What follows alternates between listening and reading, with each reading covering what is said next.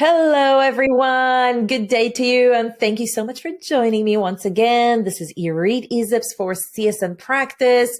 Our podcast, as you know, is focused on customer success. And today I'm super delighted to say I have the Customer Success Excellence Award winner for the Rising Star category, Natalie Priest. Hi, Natalie. Hi, Irit. Thank you so much for having me today. Some of the reasons why she was nominated and then won the award. Here's what her manager is saying about her.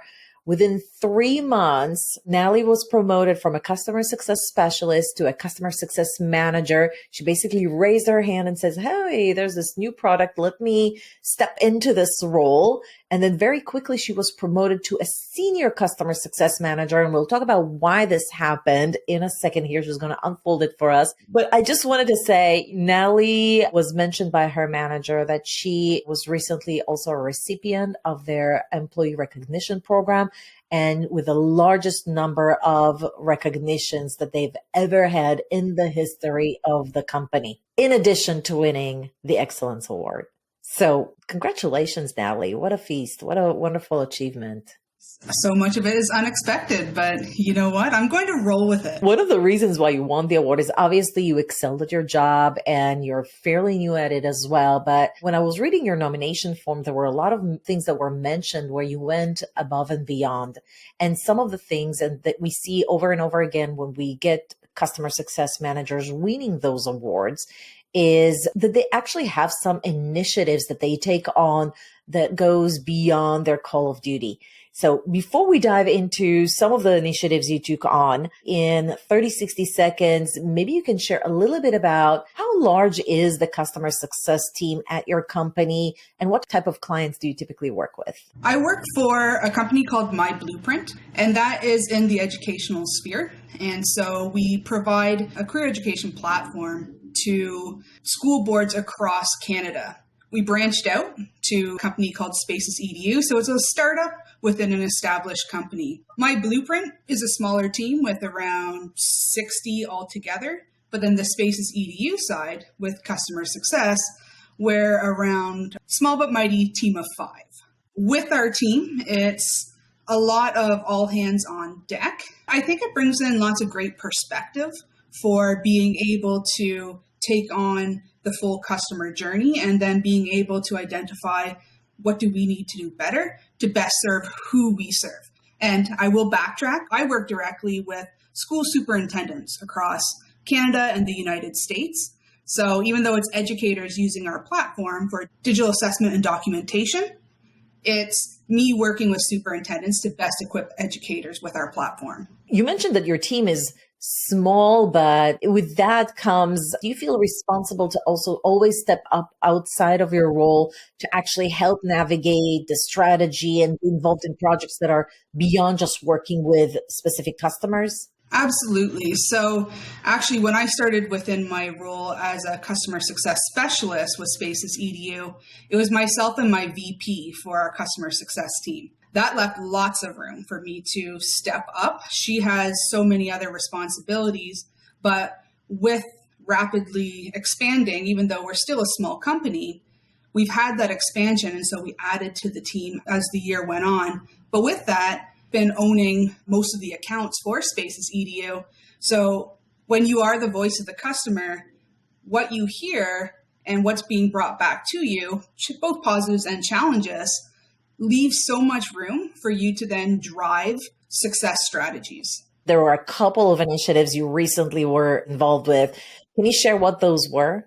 Spaces EDU first started in 2020. There wasn't a customer success team per se. It was the account executives making the sale. And then for the most part, the account executive was keeping that account. But when I stepped in, I was the first dedicated customer success specialist. That left time for realizing that we needed more processes for having an account executive to technical support to customer success handoff. So with that, after doing a little bit of onboarding, I was able to identify what are our gaps with the handoff between technical account executives and customer success. And then from there, I realized that our onboarding strategy with an ever-evolving product was needing refining as well. So I created an onboarding strategy that's now used by our team. One, you optimize the handoff and as well as taking another stab at the onboarding process. How long has it been since you implemented those strategies and processes? They were a work in progress. So when I first started onboarding school districts in, I would say, August 2022, that's where I was realizing some of the gaps and then creating them as I was working with different school districts. So some are larger enterprise accounts, some are smaller. So it was realizing, what do we need to best fit our different client or customer profiles. So it did take me a while, and it was officially implemented in January 2023. Okay, so about 6 months from when we're recording this interview. And so when you're thinking now 6 months out, what do you think is the impact on the organization, on your company, for yourself, for customers potentially? Well, I will start with the customer because, you know what, they are the most important part of what we're doing in our jobs. I'm working with busy superintendents. I'm working with district principals of innovation and technology. And as much as I'd like to think that Spaces EDU is the biggest part of their day, the reality is that it's not. So what I'm doing needs to be as clear as possible for them to have successful implementation of our product. And so if they're guessing what's the next step, or what should I be doing right now for this successful implementation of X, Y, and Z, if they're guessing, then they're not going to do it. So I need to best equip them to be able to reach educators and students. And so I would say that for customers, it was taking the guesswork out of what comes next. With my team, I love that we have an expanding team. And so this was providing them with tangible steps for, this is what onboarding customers means. And this is what you can take.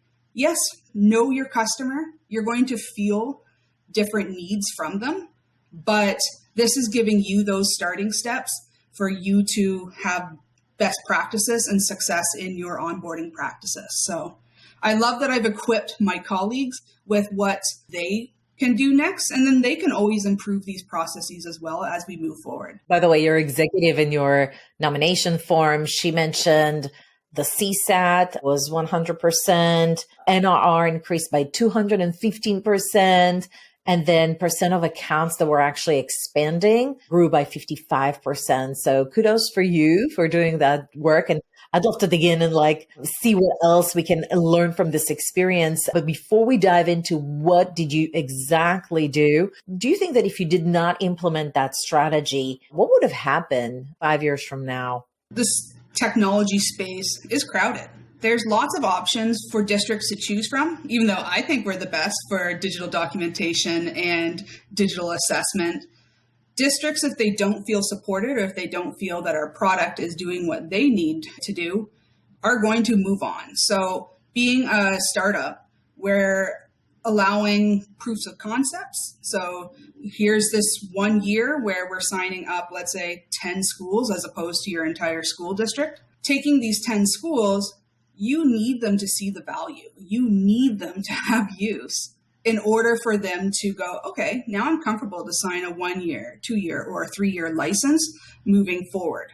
And so those early steps are so important for being able to retain and expand. Got it. So you feel like if you didn't implement this at the time that you did, 2-3 years from now, you would have seen a higher level of churn and less expansions? Yes. And I want expansion, because if we think about how our product's being used for digital assessment, yeah, having 10 schools do this is okay, but why not have the entire district doing it? And school districts talk. It can be a very small world. So we want them to have that positive experience and that it's truly bringing value to their day.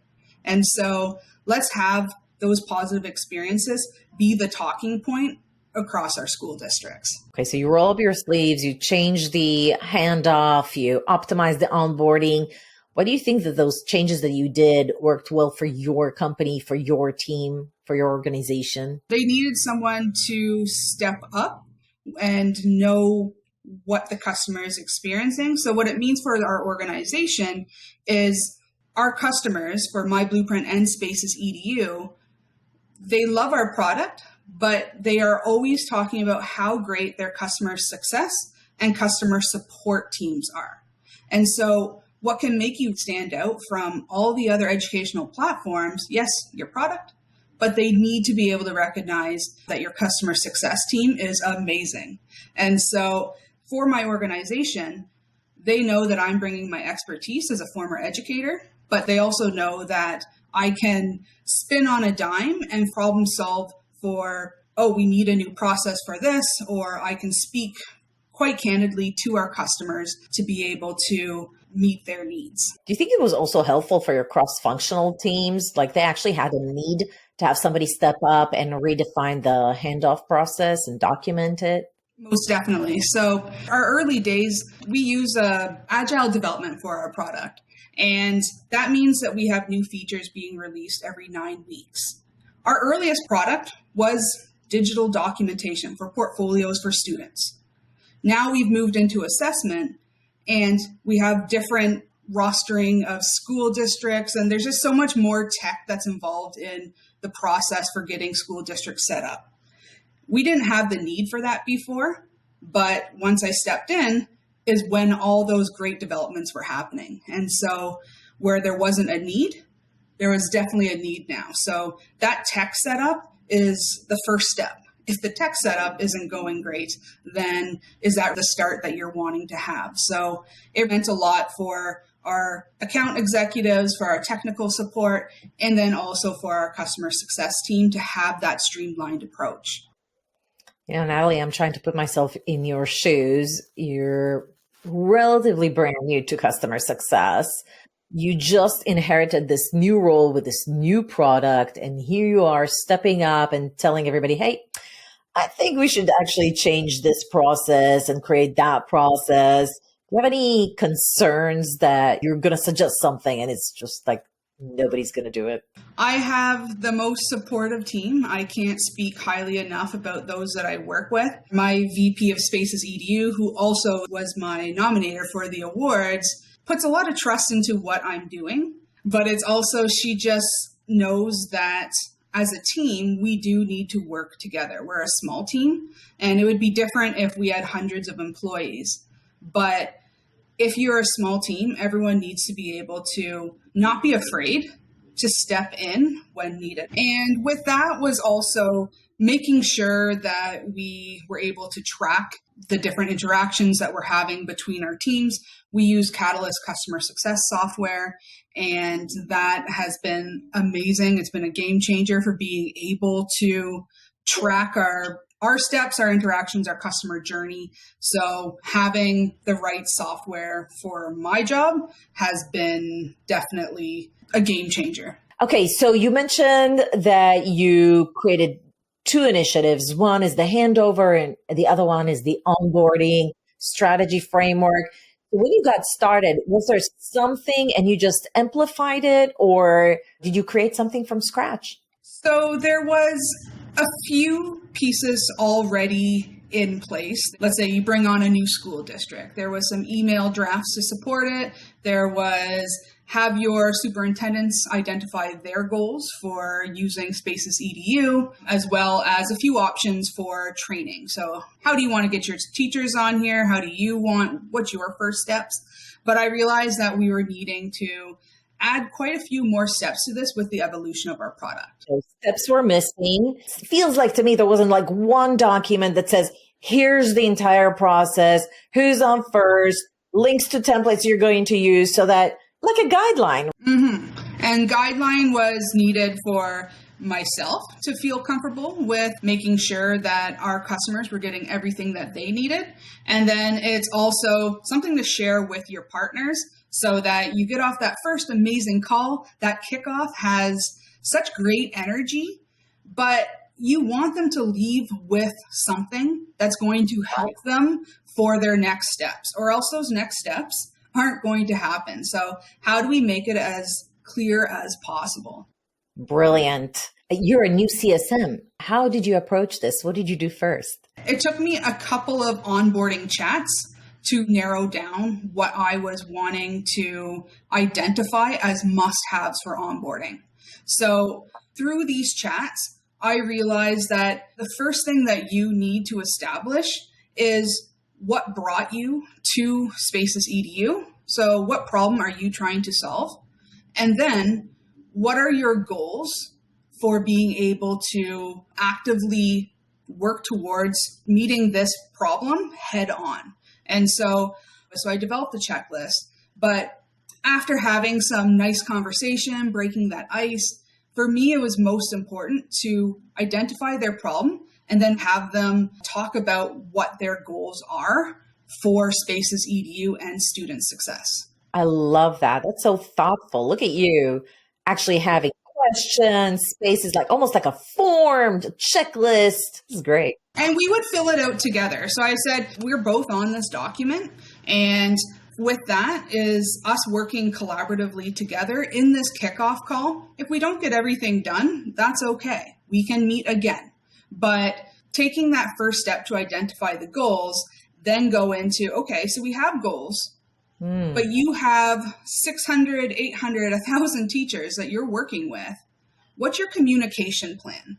I would go from goals to communication. So how will teachers know how to get started with Spaces EDU? What are you going to do to tell them about new product releases? I develop resources. How are you going to share that with them? So you can have your kickoff, but then it's the idea, planting the seed for, it's not just a kickoff, it's continued implementation, or else it could fall flat. Amazing. So you created a document that's not just internal.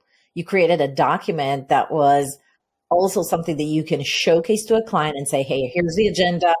This is what I think the goal is. What do you think? What is your communication plan? And you just go, so it literally explains to them what is the agenda. You check off points.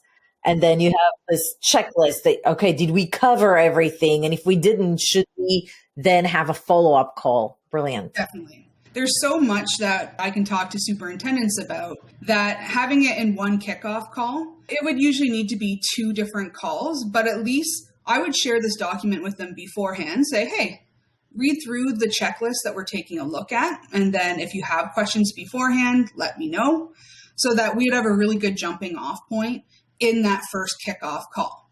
Then in my follow-up email, I would reference what we've looked at for the strategic implementation plan. And then with our next call, if there was actionable steps, I'd be able to see it on this document, but then we would start going through a few more of the checklists on that. So you create this document for every client. You just basically copy from the template. Do you adjust it based on the handoff process you created as well for each district? Is there something you're adding or detracting if you don't think it's applicable for them? Most definitely. And that has to do with the technical handoff from our account executives. A lot of that is determined in their technical setup call that they have, but that information is then given to me, which was a bit of a missing piece beforehand. And so I'm able to take this onboarding document based on the information that I now have about where they are in their technical implementation. I'm able to then take off different technical aspects to this onboarding or talk to them about, hey, you made this choice for manual student sign up. Oh, you're rostering all these classes. I'm now able to talk with them based on what's the why behind this, and then how does this make this easier for students and teachers. I implemented aspects of the technical handoff into the onboarding or that I'm doing so that it's very clear, because you can have an IT team for a school board or a school district. That information might not be relayed over to those that I'm working with, the superintendents and the district principals. So you share this document not just with those who attended the call, you actually forward it onward to anybody within their own organization that might benefit from getting a preview about what you're working on. That's what I'm hearing. Usually I have, we say a P1 contact, but ideally I have at least 3 main contacts per account. And it's not shared outside of those 3. It does stay within their organization. However, the links that are attached with, hey, here's a 3-slide presentation for you to get school administrators on board. They take that, they go, oh, this is amazing. It's simple. Now I'm sending this 3-slide presentation to school administrators so that they can start their implementation process. They can take links from it, but they're not sharing the overall document. The overall document. What were the first reactions when you started showing this, and what kind of reactions do you get from clients these days? So they absolutely love having a checklist because it can be overwhelming if you're taking on a whole new product that you are, as a superintendent or as a district principal, you want this to be successfully rolled out. They need to see that there is a checklist that they are making process with this, and that these are our talking points for the next time that we have a sync up. We're able to say, okay, we've arranged a training. How did that training go? What else could we take a look at for an additional training for asynchronous learning? So for them, it's just a comfort in being able to see I am on the right track. I can see success from these steps, and I know what my next steps are for the month after. Congratulations, by the way, again, on winning the Customer Success Rising Star category. This is why you got the award, because you stepped out of your comfort zone.